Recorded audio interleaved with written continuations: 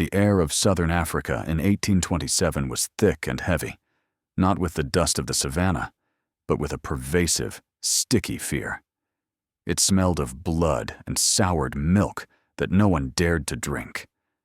It buzzed not with the sound of cicadas, but with the forced, frenzied weeping of tens of thousands whose tears had run dry, but whose voices had to sound out on pain of immediate death. This was the year of the Great Madness, the year an empire forged in fire and tempered by blood began to devour itself from within. At the center of this hurricane of self-destruction stood a man who just yesterday had been a demigod, a military genius comparable to Napoleon, the architect of the Zulu nation, Shaka, son of Senzangakona. But now his genius was blinded by grief. His mother, Nandi, the woman for whom he had redrawn the map of a continent, was dead. And Shaka, the man whose will bent armies and sent nations fleeing, issued a decree that plunged his kingdom into a man-made hell. For a year, not a single seed was to be planted, not a drop of milk was to be drunk. All calves were to be taken from their mothers, so that even the cattle, as he screamed, could understand his pain. Any woman who became pregnant during that year was to be executed immediately, along with her husband. Tens of thousands of Zulus, who in the Mad King's opinion did not mourn Nandi loudly enough, were killed on the spot by his personal guard. The great war machine, created to conquer the world, had turned inward and begun to grind its own people to dust. Here, in this pinnacle of irrational cruelty, lies the greatest paradox of his life. How could a man of unprecedented strategic thinking, the creator of the revolutionary buffalo horns tactic, a reformer who turned scattered clans into an invincible empire, descend so swiftly and completely into madness from grief? How could the architect of order become the sower of absolute chaos? To understand this, we must go back to the very beginning, to the world that gave birth to Shaka, a world he was born to burn to the ground and build anew. To understand the genius and madness of Shaka, one must first see the world that shaped him, Southern Africa at the end of the 18th century. This was not a unified state, but rather a patchwork quilt of hundreds of warring Nguni tribes and clans scattered across the fertile lands between the Drakensberg Mountains and the Indian Ocean.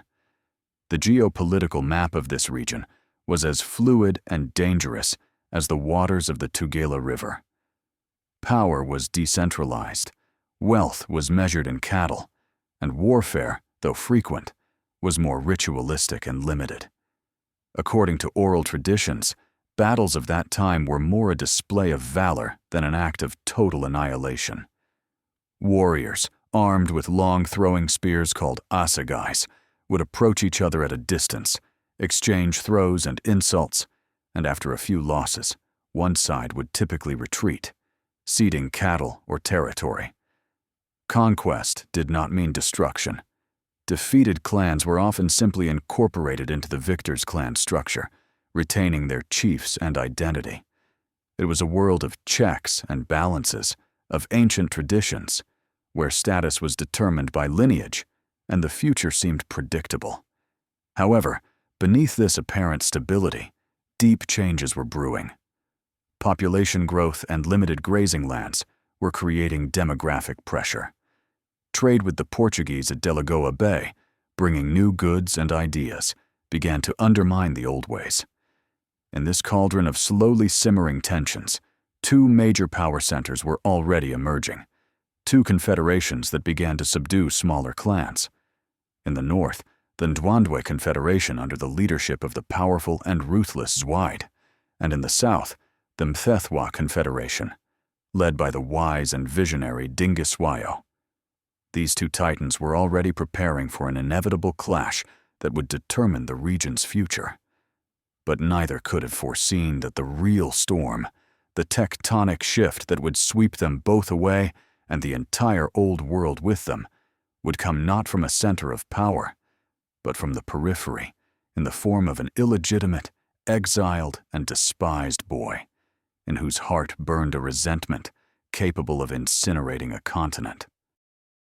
Into the heart of this world, full of brewing conflicts, around the year 1787, fate cast a seed of chaos. This was the birth of Shaka, whose very name became a synonym for humiliation. He was the son of Senzanga Kona, chief of the small and insignificant Zulu clan, and Nandi, the daughter of a neighboring Langeni chief. Their union was illegitimate, occurring outside of marriage, which was an indelible disgrace in the strictly hierarchical Nguni society.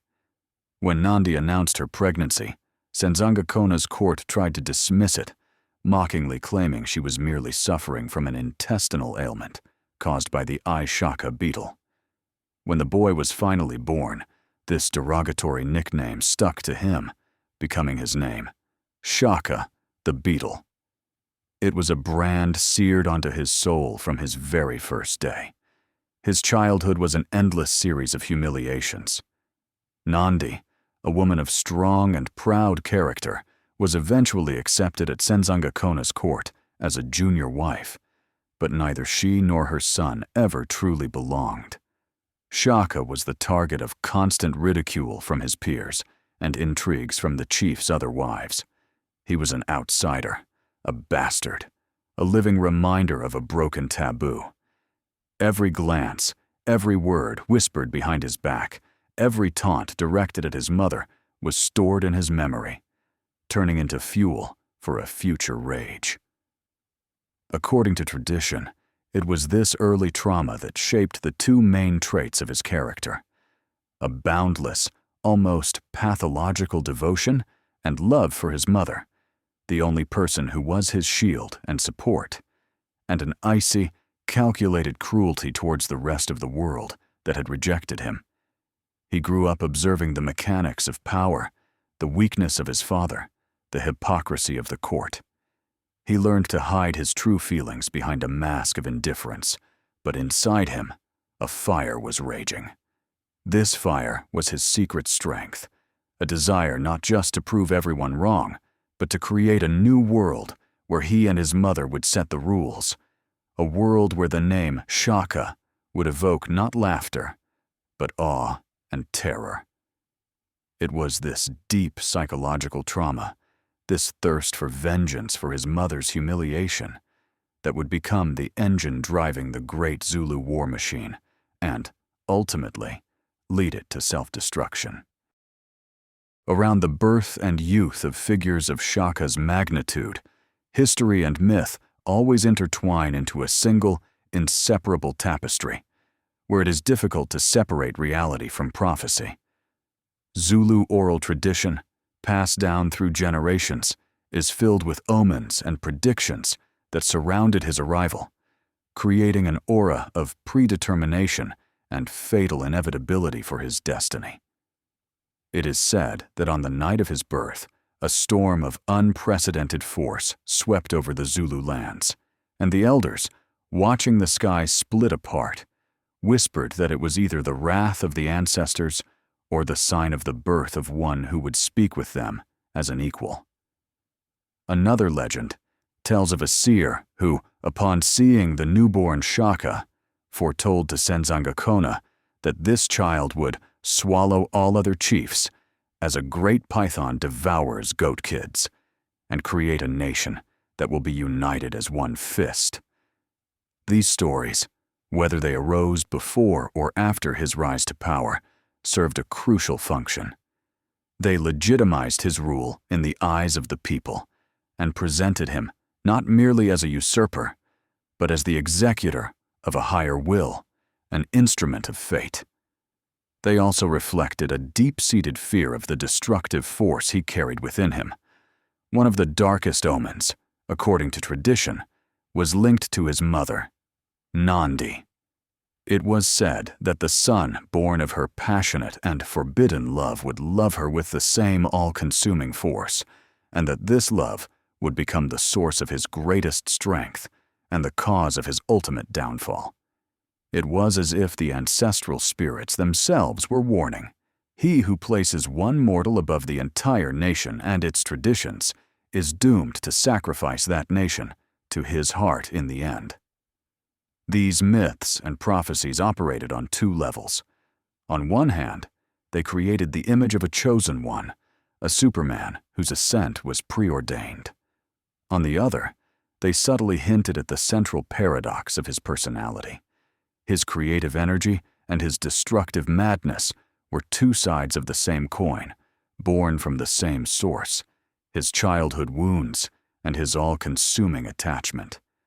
And as Shaka grew, these whispers of the ancestors became louder, turning into the thunderous roar of history, which unfolded in precise accordance with the darkest of these prophecies. Eventually, the humiliations at Senzangakona's court became unbearable. Nandi and the young Shaka were exiled. This moment became a turning point in his life, transforming him from a passive object of ridicule into an active fighter for survival. Exile was the crucible that burned away the last remnants of childhood naivety from his soul and forged a steely, ruthless character. The years of wandering were harsh. He and his mother starved, hid, and sought patronage from various clans, but found no peace. This taught Shaka to rely only on himself and his mother.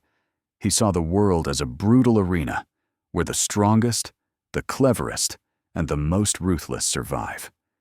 He developed phenomenal physical strength, endurance, and a sharp, observant mind. Finally, fate led them to the lands of the powerful Mfecane Confederation, ruled by the wise chief Dingiswayo. This was both a salvation and a great opportunity. Dingiswayo, unlike other chiefs, was a reformer. He understood that the old methods of warfare and governance were obsolete and sought new ways. He created a system of age-grade regiments, the Amabuto, which united young warriors from different clans under his personal command, undermining local loyalties and forging a single army. Seeing in the young, tall, and physically powerful Shaka not just a refugee, but a man with a burning gaze and an unbreakable will, Dingiswayo accepted him into his regiment. It was here, in the ranks of the Amabuto, that Shaka found his true calling. He was not just a soldier, he was a military thinker. He analyzed the weaknesses of existing tactics, despising throwing spears as the weapons of cowards. He hardened his body to the extreme, surpassing everyone in strength and courage. He became the living embodiment of the ideal warrior, and Dingiswayo noticed, bringing him closer and making him a commander. The crucible of exile had completed its work.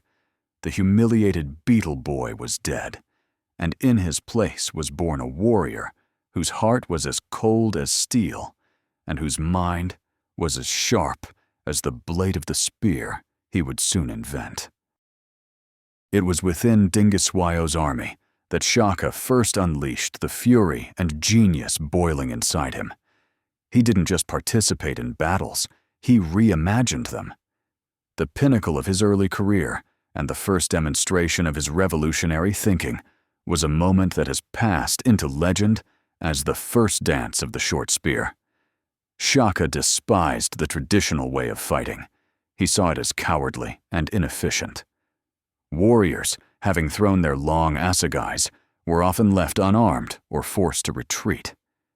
He craved a decisive, bloody confrontation, the complete annihilation of the enemy. At his request, smiths forged a new weapon that would become the symbol of his era, a short, heavy stabbing spear with a long, broad, leaf-shaped blade, which he named the Iklwa, after the sound it made entering and leaving a human body. This was a weapon not for throwing, but for close quarters combat, for a thrust under the ribs, into the stomach, to the throat. To use it, a warrior had to get right up to the enemy, to look him in the eye at the moment of death. Along with the Iklwa, Shaka introduced a large, heavy ox-hide shield, the Isihlangu, which could not only protect the warrior's entire body, but also be used as a weapon, to knock an opponent off balance or hook his shield. In one of the skirmishes with a rival clan, Shaka, to the astonishment of his comrades and the horror of his enemies, used his new tactics for the first time. Instead of throwing his spear, he charged forward, sheltering behind his massive shield, closed the distance with an enemy warrior, hooked his shield away, and delivered a fatal blow with the Iklwa. Then another, and another. It wasn't a battle. It was a slaughter. His comrades, inspired by his example, followed him. The enemy, accustomed to ritualized exchanges at a distance, was crushed, destroyed, and sent into a panicked retreat. This was more than a victory. It was a revolution in Southern African warfare. Shaka had proven that total war, aimed at the complete extermination of the enemy, was far more effective than the old methods. Dingiswayo was both impressed and terrified. He saw in Shaka not just his best commander, but a force of nature that he himself had unleashed. The fame of the young, exiled warrior and his deadly short spear spread throughout the region, and it was only the first step towards creating the most formidable army Africa south of the Sahara had ever seen. Behind every great ambition, there is almost always a deeply personal, often hidden, motivation. For Shaka, this driving force, this inner demon and guiding star, was his mother, Nandi. His thirst for power was not merely a desire for conquest and glory in an abstract sense. It was an insatiable, all-consuming need to redeem her humiliation and elevate her to a height from which no one would ever dare look down on her again. His entire life was dedicated to fulfilling this unspoken oath he made to himself during his years of exile. Every enemy he killed was a symbolic revenge for the insults his mother had endured. Every victory was another stone in the foundation of the pedestal upon which he intended to place her.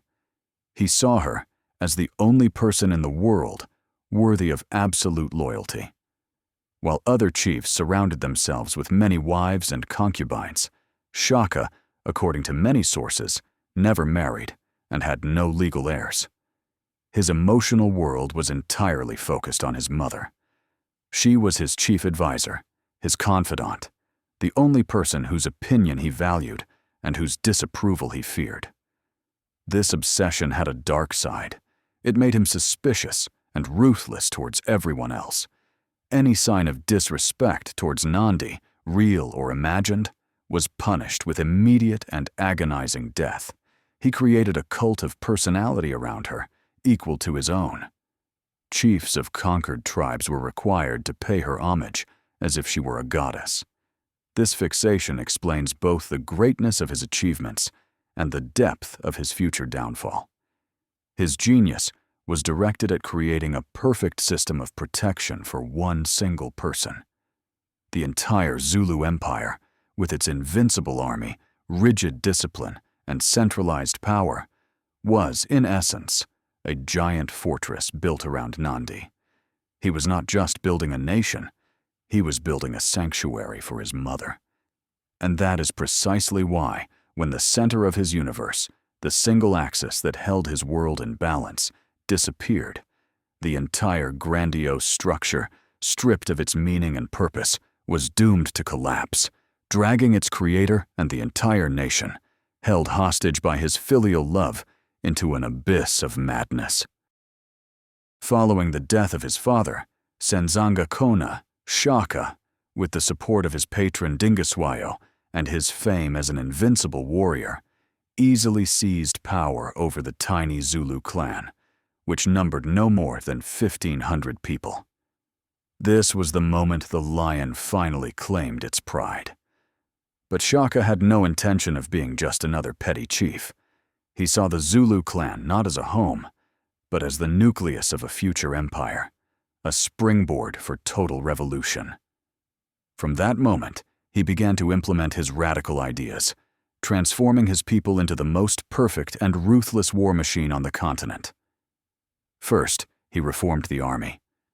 The Amabuto system of age-grade regiments, which he adopted from Dingiswayo, was perfected by him. Young men were taken from their families and clans and placed in military kraals, or barracks, where they lived, trained, and fought together. This broke the old clan ties and forged a new, single identity. They were not members of clans, but Zulu warriors, loyal only to Shaka. Discipline was iron. The slightest disobedience, cowardice in battle, or loss of a weapon or shield was punishable by death. Training was grueling. Warriors had to be able to run dozens of kilometers barefoot over rocky, thorny ground to toughen their feet and make them insensitive to pain. He introduced total standardization of weaponry. All warriors now used only the short-stabbing Iklwa and the large shield. But his main innovation was tactical. He developed and perfected the famous Mfecane, or buffalo horns formation. The army was divided into 3 parts. The center, the chest, Isifuba, consisted of the most experienced and powerful veterans who would absorb the enemy's main attack. On the flanks were the 2 horns, Upando, younger and faster warriors who would encircle the enemy, trapping them in a deadly ring. Behind the main formation was the reserve, Umuva, which would finish off the surrounded or join the battle at a critical moment. This system, controlled by clear signals and iron discipline, was virtually unbeatable in African warfare.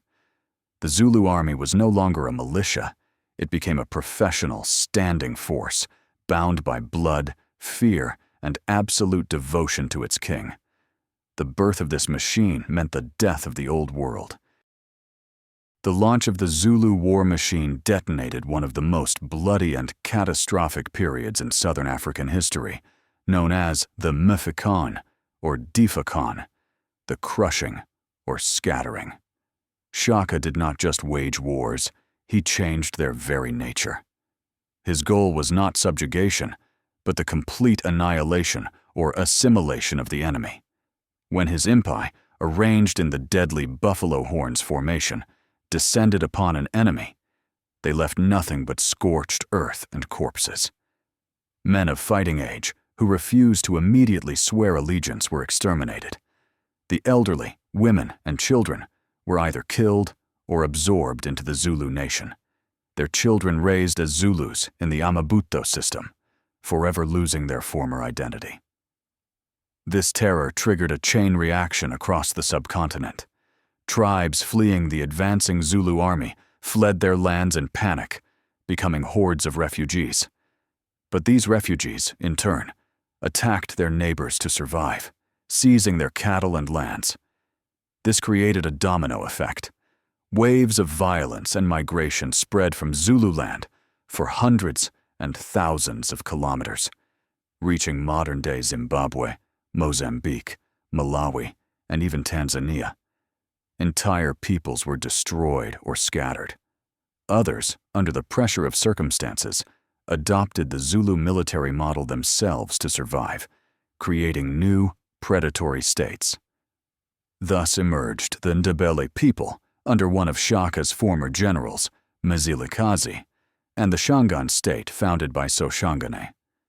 The map of southern Africa was being redrawn in fire and blood. By various estimates, between 1 and 2 million people died during the Mfecane. Old kingdoms were wiped off the face of the earth, creating a vacuum that would later greatly facilitate European colonization. And at the center of this apocalypse stood the figure of Shaka. He was not just a conqueror, he was a demographic and political cataclysm, a man whose personal ambition, born from a childhood grievance, caused the deaths of millions and forever changed the course of an entire continent's history. The pinnacle of Shaka's military genius and the key moment that transformed him from a regional leader into an undisputed hegemon was his war with the Ndwandwe Confederation and its powerful chief, Zwaide. It was a clash of 2 titans, 2 different philosophies of war. Zwaide was of the old school. He relied on numerical superiority and traditional tactics. His army was vast, by some estimates outnumbering Shaka's forces several times over. Shaka, however, countered brute force with tactical sophistication, iron discipline, and psychological warfare. The decisive battle took place at Kwakli Hill in 1818. Shaka, aware of the enemy's overwhelming numbers, chose a perfect defensive position on a hill by the Mfolozi River. When Zwide's massive army approached and began its attack, they met not a frightened force, but a perfectly tuned machine of destruction. Shaka employed his famous buffalo horns tactic in a defensive variation. The chest of his army held back the Ndwandwe's frontal assaults, while the horns lay in ambush. Shaka masterfully used feigned retreats.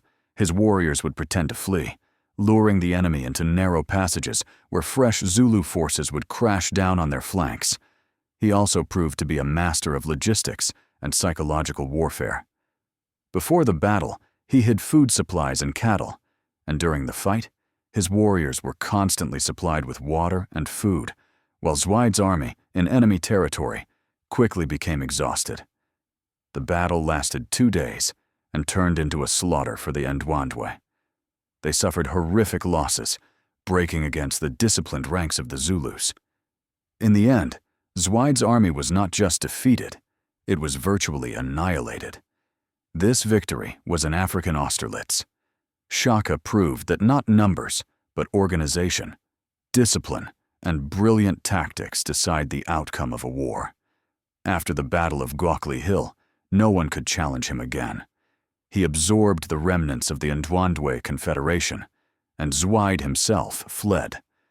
The path to creating a unified Zulu empire was open, and Shaka walked it without looking back, leaving a trail of blood and ash behind him. In Shaka's world, a world built on strength and loyalty, human relationships were not a matter of friendship, but a complex equation of power, ambition, and potential threat. His circle was small, and he viewed everyone in it through the lens of his paranoia. The central figure, the sun of his universe, was undoubtedly his mother, Nandi.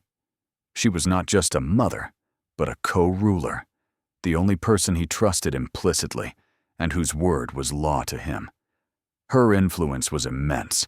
She could soften his anger or direct it towards those she disliked. She was his emotional anchor, and the entire state apparatus tacitly acknowledged her unique status. Another key figure in his rise was Dingiswayo, the Mthethwa chief. He was a mentor to Shaka, and in some ways, a father figure, replacing the hated Senzanga Kona. It was Dingiswayo who saw the potential in the exile and gave him a chance. However, as chronicles attest, there was tension even in their relationship. Shaka, while his subordinate, already showed ambitions that frightened Dingiswayo. When Dingiswayo was treacherously killed by Zwide, Shaka not only avenged him, but also unhesitatingly absorbed the entire Mthethwa Confederation, showing that gratitude did not stand in the way of power. His sworn enemy was Zwide, the Ndwandwe chief. Their conflict was not just a struggle for territory, but a clash of two worlds. Zwide embodied the old order that Shaka sought to destroy. But the most dangerous enemies, as is often the case, were those closest to him. His half-brothers, Dingain and Malangana, lived in his shadow, constantly feeling his tyranny and unpredictable wrath. They were forced to show absolute submission, but in their hearts, a conspiracy was brewing. They saw Shaka not as a great king, but as a mad despot, and were merely waiting for the right moment to strike. This tight circle of a goddess mother, a murdered mentor, a vanquished foe, and conspiring brothers was a microcosm of his entire empire. It was held together by love for one person, the memory of others, and fear of everyone else. And when the love was gone, fear was not enough to contain the hatred. As his power grew, Shaka increasingly faced decisions that defined not only his destiny, but also the moral character of his nation. One such point of no return occurred after his first major victories. In traditional Nguni warfare, a defeated clan usually kept its structure. The chief would swear allegiance to the victor and pay tribute in cattle, but his people and land remained relatively untouched. It was a model of subjugation. Shaka, however, drunk on his success and driven by a desire to create a monolithic, unified state, faced a choice: follow ancient traditions or establish a new, total order. He chose the latter. He made a decision that forever changed the rules of the game and initiated the Mfecane. From then on, there was no room for half measures. An enemy had to be either completely assimilated or completely destroyed. This choice was dictated not only by military necessity, but also by his deep mistrust of human nature. He did not believe in loyalty bought by the fear of defeat. He believed that any conquered chief who retained power would secretly await a moment for revenge. Therefore, he systematically eliminated the ruling dynasties of conquered peoples. All men capable of bearing arms, who were unwilling to immediately join his Amabuto regiments, were killed. Young women and girls were distributed among the Zulu kraals. Boys were taken into the Amabuto, where they were raised as loyal warriors who forgot their origins. This was a policy of cultural genocide, aimed at erasing identities and creating a new, single Zulu people from hundreds of different clans. He transformed from the king of the Zulus into a conqueror, a ruthless architect of a nation whose building materials were the blood and bones of other peoples. This choice had far-reaching consequences. On one hand, it allowed him to create a vast and centralized state in a very short time. On the other, it unleashed an unprecedented level of brutality and violence, creating a scorched wasteland around Zululand, filled with hatred and a desire for vengeance. He had crossed the line where a ruler becomes a tyrant, and from that moment, his path could only lead to further escalation of violence, both external and internal. By the early 1820s, Shaka had reached the zenith of his power. His empire stretched from the Pongola River in the north to the Tugela in the south, and his name was spoken with fear and awe throughout southern Africa. He was not just a king, he was a living deity, Mfecane, the one who was at the beginning. His power was absolute, his word the law of life and death. He commanded an army estimated at up to 50,000, battle-hardened, fanatically loyal warriors. His court at the Bulawayo Kraal, the place where they kill, was the center of a vast, efficiently run empire. He established a system of runners that allowed him to receive information quickly from the most remote corners of his domain.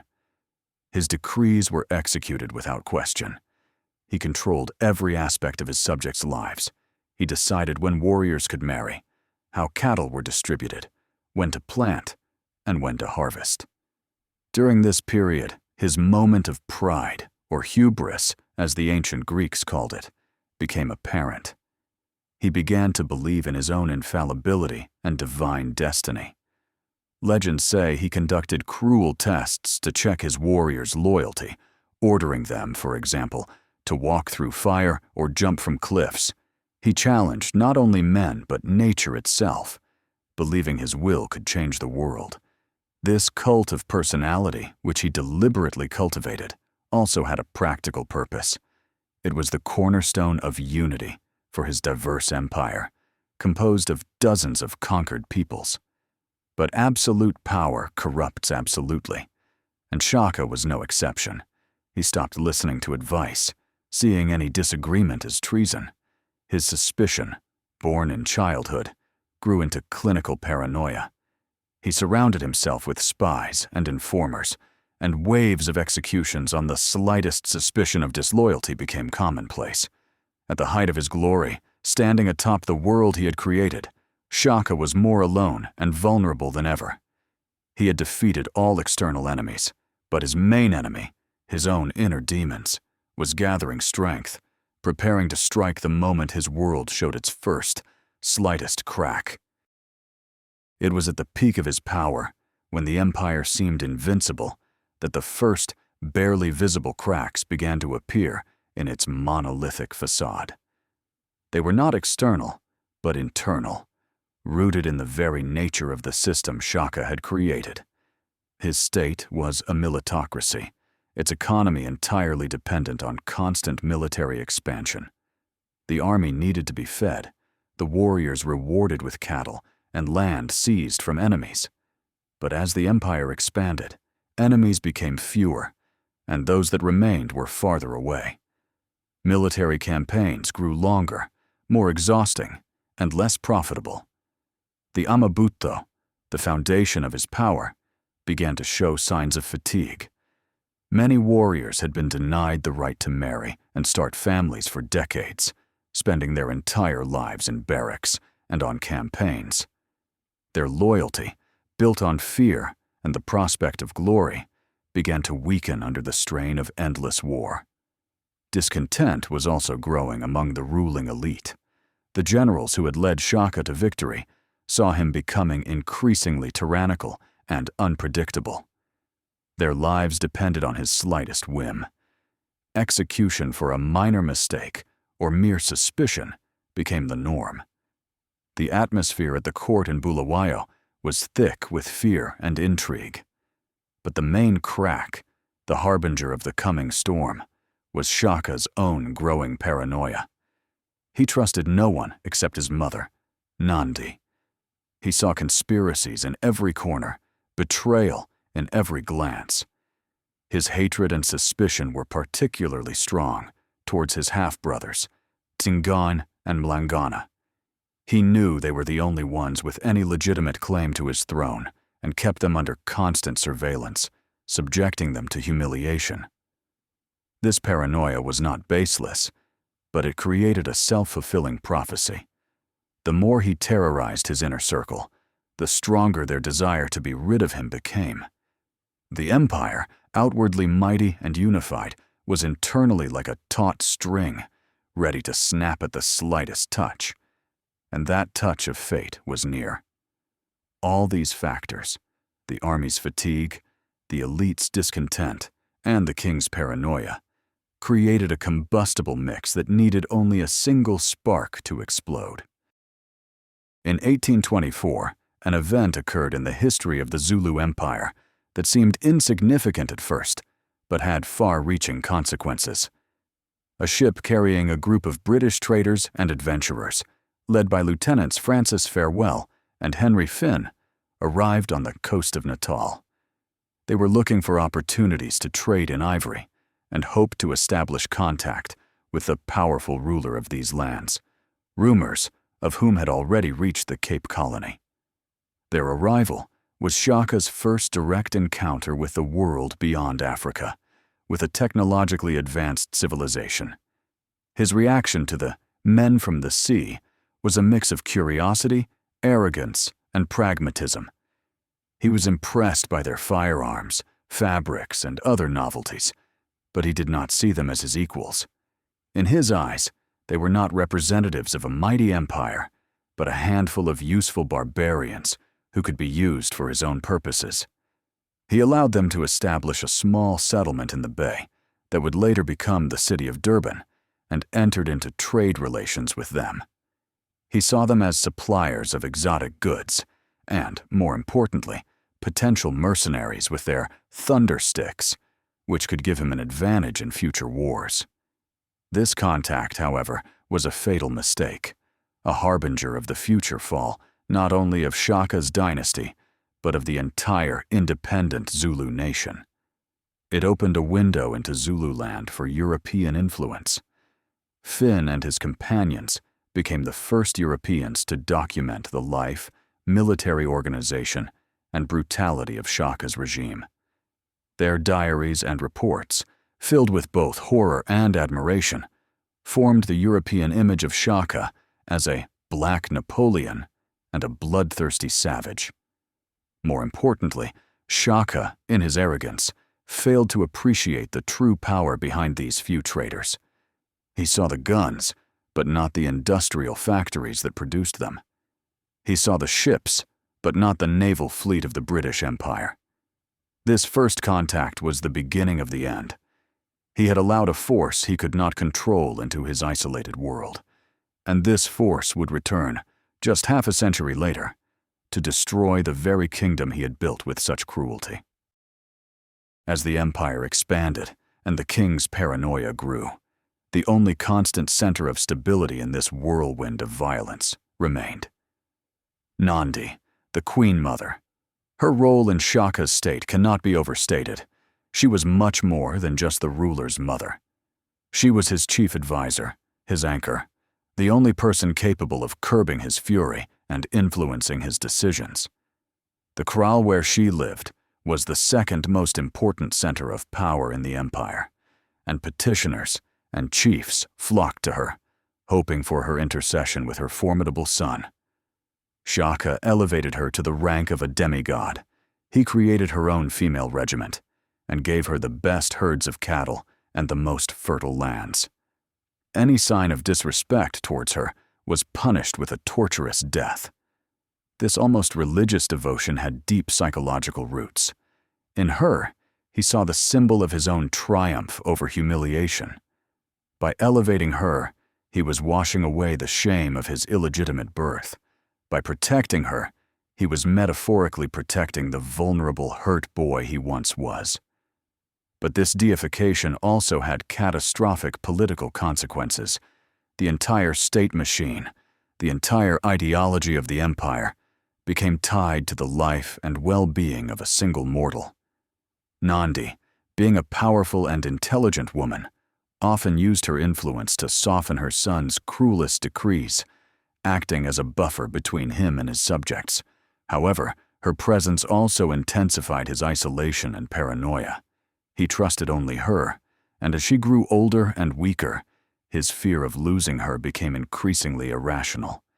He saw her potential passing not just as a personal tragedy, but as a threat to the entire world order he had built. She was the axis that held his genius and his madness in a fragile balance. While she was alive, the creative side of his nature prevailed. But everyone in the Zulu Empire, from the lowliest slave to the highest general, subconsciously understood that if this anchor were lost, the ship of state, steered by a captain maddened by grief, would inevitably sink. As Shaka's power consolidated, fear became not just a byproduct of his rule, but its primary and most refined instrument. He developed a whole system, a logic of fear, that permeated all levels of Zulu society and ensured absolute obedience. Central to this system were the so-called smelling out of witches. Shaka would regularly assemble his regiments or the inhabitants of entire regions, and in their presence, the isangomas, or diviners, would identify evil spirits, those who were allegedly plotting against the king or using black magic. These ceremonies were pure political theater, directed by Shaka himself. The isangomas often pointed to those the king already suspected of disloyalty: overly popular generals, wealthy chiefs, or simply those who dared to express discontent. The accused were immediately and brutally executed in front of everyone, usually by having their skulls crushed or being impaled. This created an atmosphere of total distrust and suspicion. Everyone feared their neighbor, and no one dared to even think of questioning the king's will. Public executions were another element of this system. They were frequent, inventive, and always conducted with maximum publicity to serve as a lesson to others. Discipline in the army was maintained by the same methods. A warrior who lost his spear in battle or showed the slightest sign of cowardice was killed on the spot by his own comrades. This terror was rational and calculated. Shaka understood that his empire, pieced together from numerous conquered and mutually hostile clans, could not be held together by loyalty alone. He replaced it with fear. He created a system where devotion to the king was the only way to survive. However, this logic of fear had a downside. living in constant expectation of death, his subjects, and especially his elite, increasingly concluded that the only way to guarantee their safety was to eliminate the source of that fear. The terror that had secured his power for so long was now slowly but surely digging his grave, creating a circle of men around him who had nothing left to lose but their lives, which already hung by a thread. In an atmosphere of universal fear and paranoia, even the word of a seer could become a death sentence or a call to action. Zulu legends tell of a sinister prophecy given to Shaka at the height of his power. One of the Isangomas, daring to speak the truth to the king, allegedly foretold that his empire would be inherited not by a great warrior, but by lowly swallows who build their nests of mud. This vague prediction was interpreted as a hint that power would eventually pass to his own brothers, whom he despised and considered weak. But the most terrifying part came at the end. You, great elephant, will be killed, but you will not see the next harvest, for those you have nursed with your own milk will rise against you. This prophecy struck at the very heart of his paranoia.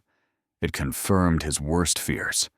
The threat came not from external enemies, all of whom he had defeated, but from within, from his own house, from his own blood. Shaka's reaction was predictably brutal. He ordered the seer's execution, but the seeds of doubt and fear were planted in his soul. He doubled the surveillance on his brothers, Dingaan and Malangana. Their every move, every word was analyzed by his spies.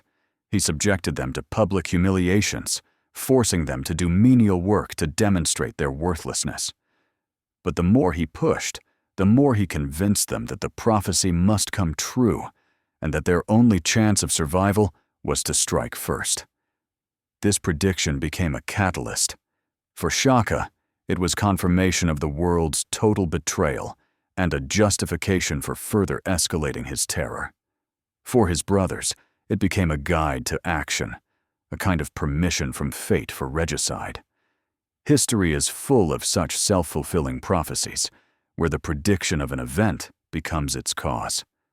Shaka, in his attempt to escape his foretold destiny, was bringing it about with his own hands. He saw himself as a fighter against fate, but in reality, he was its puppet, blindly following the path he thought he was trying to change. And the harvest he was not destined to see was drawing closer every day. The Zulu Empire, created by Shaka, was like a shark. It had to keep moving, constantly at war, to live. Its entire structure, from the economy to the social hierarchy, was geared for perpetual expansion. The Amabutto, the vast standing army, required sustenance, which was provided by cattle seized from neighbors. The warriors, denied the right to a family life, found their purpose in battle and glory. But by the mid-1820s, this all-consuming machine began to falter. The nearest neighbors had been either destroyed or absorbed. New military campaigns required ever longer and more grueling expeditions into lands depleted by the Mfecane, where plunder was scarce. Fatigue was accumulating. Tens of thousands of men, the nation's best productive force, were torn from peaceful labor. Fields were left untilled, herds untended. Although the empire was vast, it was beginning to suffer from internal exhaustion. Shaka, however, could not or would not see it. For him, war was not just policy. It was the meaning of life, the only way of ruling he knew. Any halt to this machine would mean an admission of weakness and could provoke internal revolts. So he continued to drive his war machine forward, demanding new campaigns, new victories. Discontent, still muted, began to grow within the army's ranks. The warriors who had once deified Shaka now saw him as a tyrant, condemning them to endless hardship for his own glory. They wanted what men in all other tribes had: wives, children, their own cattle, and their own home. But Shaka denied them this, seeing family life as a threat to their fighting spirit and his absolute power. This fundamental problem, the impossibility for a militaristic state to exist in peace, became another deep crack in the foundation of his empire. The system that had enabled his meteoric rise was now becoming the cause of his inevitable fall. An empire built for eternal war could not survive in peace, even a peace won by its own hand. It was doomed either to be destroyed from without or to collapse under its own weight. In 1827, the health of Nandi, the woman who was the sun in Shaka's dark universe, began to decline rapidly. She was suffering from dysentery, and none of the healers Shaka frantically gathered from all corners of his empire could help her. As the light in her eyes faded, the shadow of madness thickened over her son. He was unable to accept that his mother, whom he considered almost a goddess, could die like a common mortal. His mind refused to comprehend it. He saw her illness not as the natural course of things, but as the result of evil intent, the witchcraft of his enemies. His paranoia reached its peak. He ordered several healers executed for their powerlessness. He sat by her bedside for days, watching her fade, and the entire vast empire held its breath, watching this personal tragedy, knowing that its outcome would determine their collective fate. State affairs were abandoned. Generals and chiefs waited for hours for an audience, while the king spoke with his dying mother. All the energy, all the genius he had once directed towards conquest and governance was now focused on a single point, a battle against a death he could not defeat. This was the moment of truth for Shaka and his empire. A system built on the will of one man was completely paralyzed when that man's will was broken by personal grief. His inability to separate the personal from the political, his pathological dependence on his mother, exposed the fatal vulnerability of the regime he had created. He had built an empire to protect her, but now that she was leaving, he was prepared to destroy that empire along with her. The shadows in his soul, hitherto held back by her presence, broke free. The Zulu people, watching the agony of their queen mother, instinctively felt that this was not just the death of one person. It was the prelude to something far more terrible, the agony of an entire kingdom. In October of 1827, Nandi died. And at that moment, something inside Shaka finally broke. The pillar that supported his world was ripped out, and the entire structure of his personality collapsed into an abyss of madness. His grief was inhuman, titanic, and he decided that the entire world must share it with him. The cry he let out upon learning of her death, as legends say, was heard for many kilometers and became the signal for the start of a national nightmare. From that moment, the military genius, the calculating strategist, and the architect of a nation gave way to a monster crazed with grief. Immediately after her death, he summoned all the chiefs and inhabitants of the surrounding kraals to the place where her body lay. And there, before the eyes of thousands of his subjects, he began his monstrous ritual of mourning. He ordered several people executed on the spot because, in his opinion, their faces were not sorrowful enough. This was only the beginning. In the following days and weeks, he issued a series of decrees that defy rational explanation and can only be interpreted as an attempt to make the entire world suffer as he suffered. He declared a national mourning period of 1 year. During this time, it was forbidden to plant crops or drink milk. All pregnant women were to be killed, along with their husbands, because, as he screamed, nothing should be born and rejoice in the year of his great sorrow. Tens of thousands of people were killed throughout the country by his guard patrols for the slightest violation of these insane laws, for not weeping loudly enough, for secretly eating food. It was an act of total state suicide. He who had built his state on the strictest order and discipline now sowed absolute chaos. He, whose main concern had always been the fighting capacity of his army, now condemned his people to starvation. This was the turning point, the fatal act that finally revealed the central paradox of his personality. His greatest strength, his love for his mother, had become his greatest weakness. The energy that had allowed him to build an empire, now finding no other outlet, was directed at its destruction. He wanted the world to die with his mother, and he started with his own people. The king's madness was not limited to terror against the civilian population. It culminated in what was to be the crowning act of mourning and the final scene of his state drama. He decided that his mother must be buried with honors unseen in history. Her grave was to become a shrine, and her departure to the next world was to be accompanied by rivers of blood. For the funeral ceremony, he ordered vast herds of cattle to be brought and slaughtered, so their blood would soak the ground around her grave. But that was not enough. His fevered mind demanded human sacrifices. 10 of Nandi's handmaidens were buried alive with her, so they could serve her in the afterlife. Detachments of warriors were sent throughout the land, with orders to kill everyone they met, so that their spirits would accompany Nandi's spirit. By various estimates, the number of victims of this funeral rite reached several thousand. Zululand, recently the terror of the entire region, was transformed into a giant funeral pyre, where a mad king sacrificed his people on the altar of his grief. He forced the entire nation to participate in this collective insanity. People were compelled to weep and sing funeral dirges for weeks on end, driving themselves to complete exhaustion.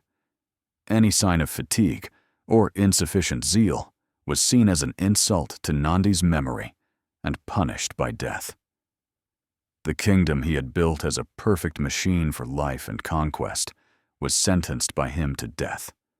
Fields became overgrown with weeds. People died from starvation and executions. The economy was destroyed, social bonds severed. Shaka, in his grief, accomplished what none of his enemies could.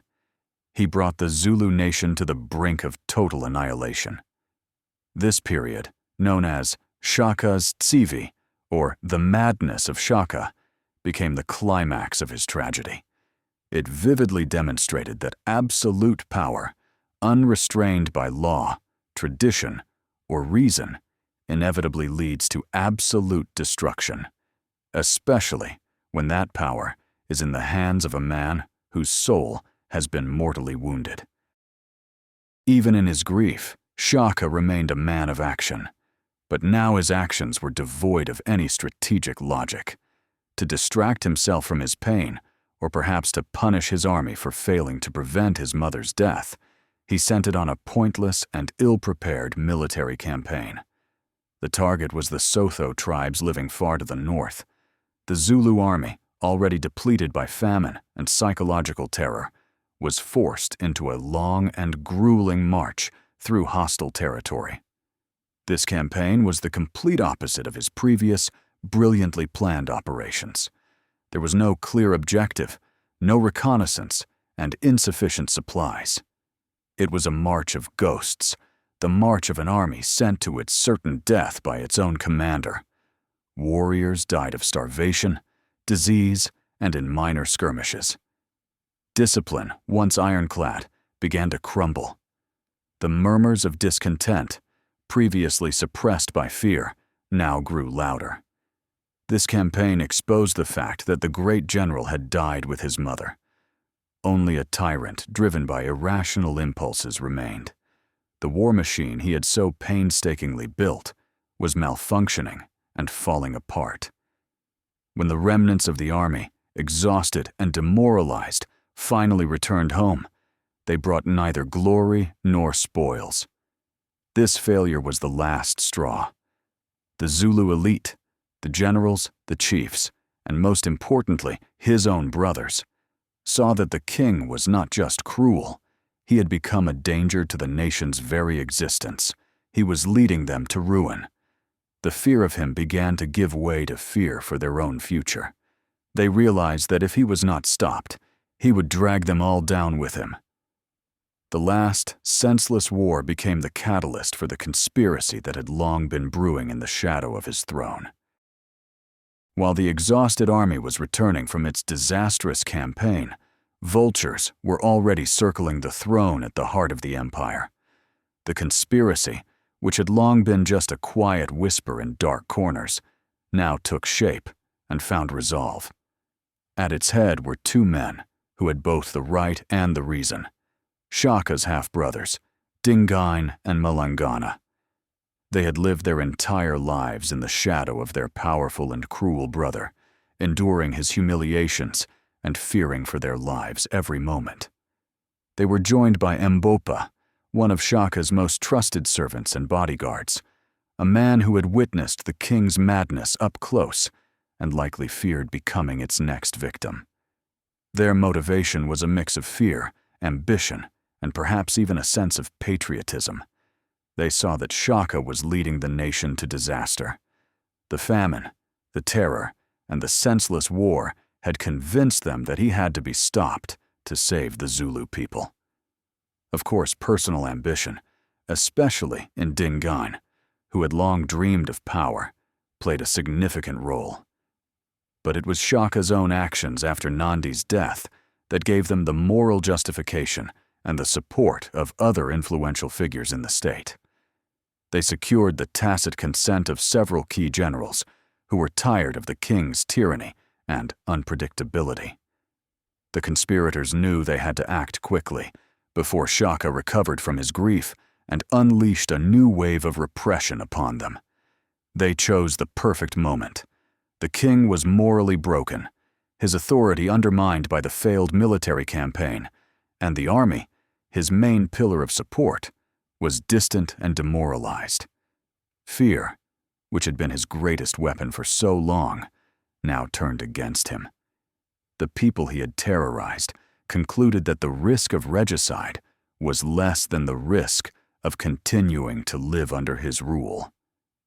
The circle of conspiracy was closing, and the fate of the man who considered himself a god was now in the hands of those he considered worthless. In the final days of his life, Shaka seemed to sense his impending doom. He became even more suspicious, more withdrawn. His vast kraal at Dukuza, once the vibrant center of the empire, now seemed empty and silent.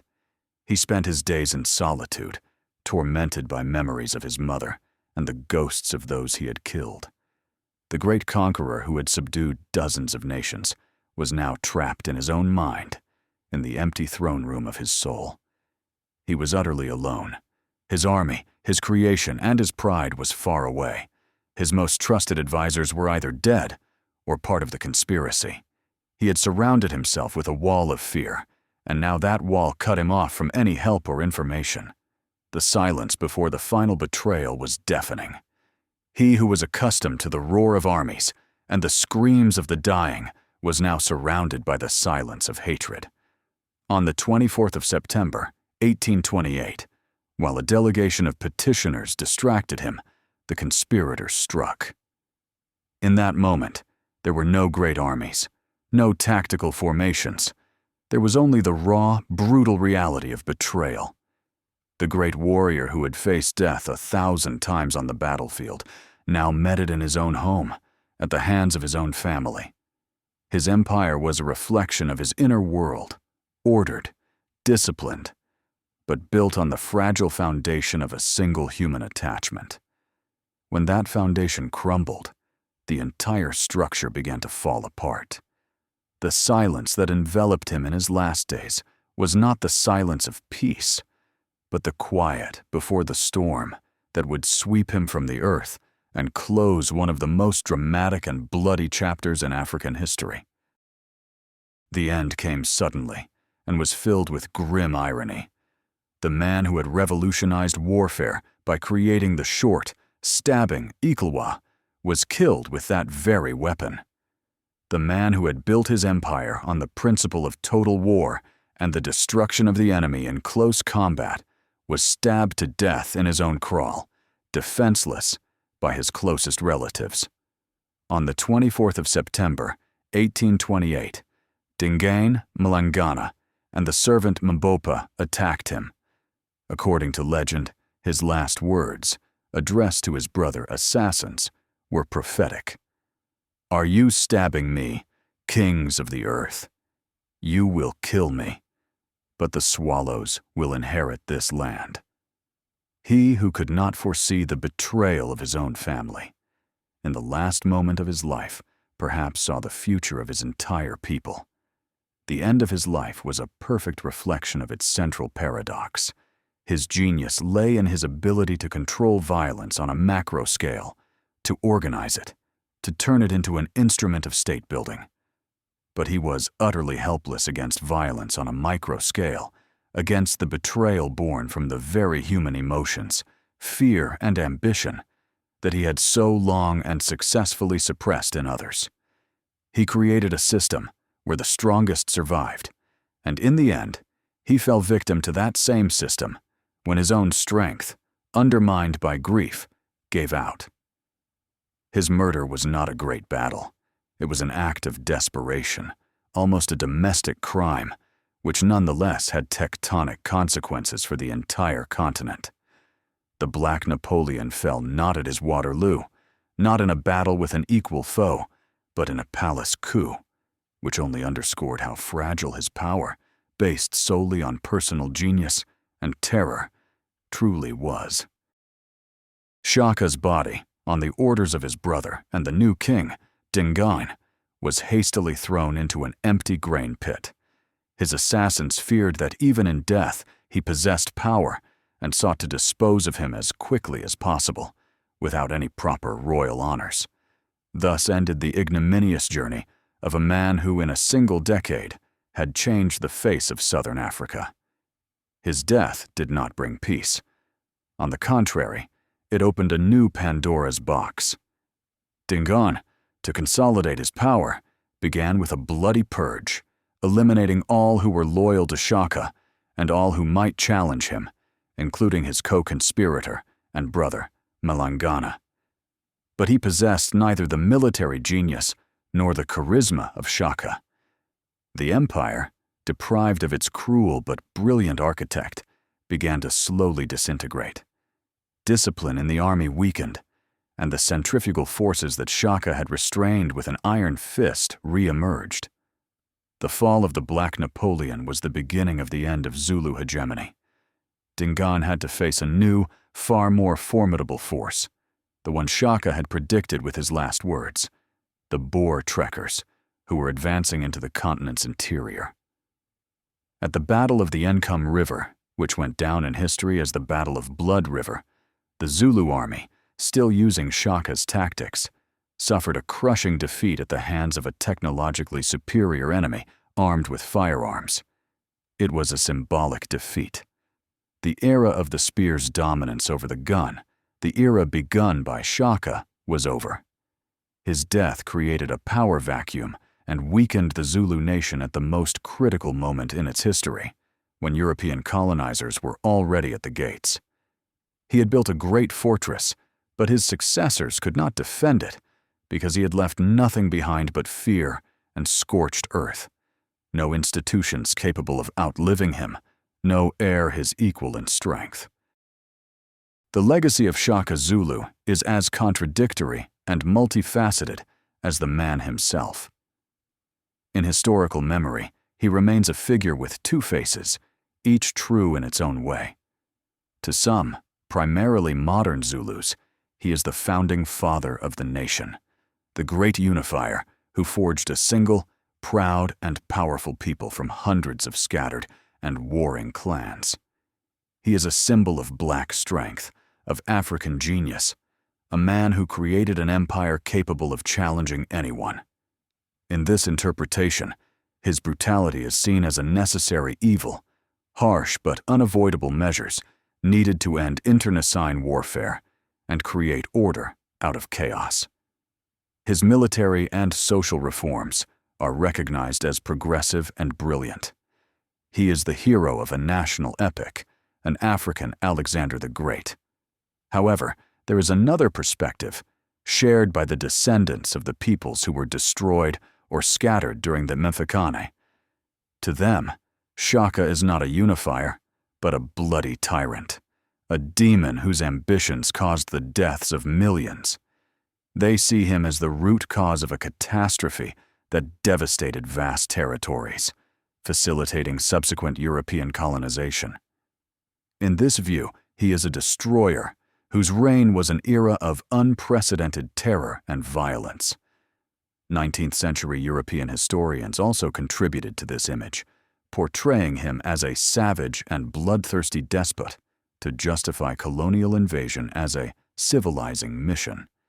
The truth, as is often the case, lies somewhere in the middle, or rather, encompasses both extremes. He was both at the same time. He was a brilliant nation builder and a ruthless mass murderer. He created the Zulu people, but he did so at the cost of destroying dozens of others. His legacy is an eternal reminder that the processes of nation building are often written in blood, and that figures considered heroes by some will forever remain monsters to others. Now, having traced his entire life path from a humiliated bastard to a deified tyrant, we can finally provide a complete answer to the central question embedded in his story. How could the man who created a great army be driven mad by grief? The key to this paradox lies in the fact that his genius and his madness grew from the same root.